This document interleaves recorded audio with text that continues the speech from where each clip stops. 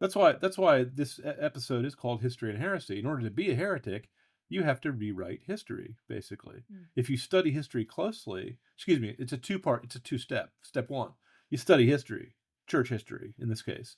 Step two, if the church history shows that all the early practices were basically either current Catholic practices or were the seeds from which current Catholic practices naturally and rightfully developed, okay, and we can return to this idea of development later on in the broadcast, uh, then you've got to concede that the Catholic position is correct, including things that don't seem to have any biblical authority at all, like Marian devotions, for example. Now, the only way to do that, however, is to start by rewriting history by saying that the early church followers of Christ took the Bible as their sole authority, and anything Mm. they wrote down and put into the Bible, and then voted to have recognized as canon or was used by the whole body of the church in their Sunday readings. Uh, any book that followed that had a certain degree of sanctity to it that was recognized either universally or almost universally by all the believers of all generations.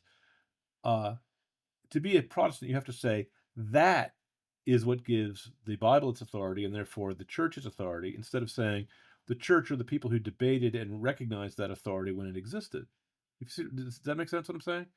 It does. I would Even when I note. even when I was an atheist, I could not accept the idea that the Bible could have authority above the authority of the church that said this is the Bible. That wrote and canonized the Bible and put it together and rejected the Shepherd of Hermas that put in the Apocalypse and did not put in the letters of Saint Ignatius or the letters of Saint Clement. Okay, someone Well, made those decisions, and that person, yeah. if you think that that decision was divine, guided by the Holy Spirit, then you have to say the Holy Spirit was in the authority that made the authoritative decision, i.e., the one true, holy, and It Catholic was and guiding the Apostolic church. Church. It's guiding the And the, church. and the church's claim to guidance is quite limited. Well, it's a very modest claim in a lot of ways because it Yeah, doesn't claim it'll always be right. It'll claim, well, it's like the idea of papal infallibility. I mean, it's effectively magisterial infallibility.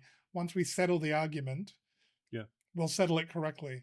yep. But And as I've it's said it's before, never has any doctrine been so poorly named as papal infallibility. They should have called it papal adjournment authority, which means the papacy can adjourn an argument, can call an end to debate on any argument that's A, over 500 years old, and B, there's nothing more to say about it.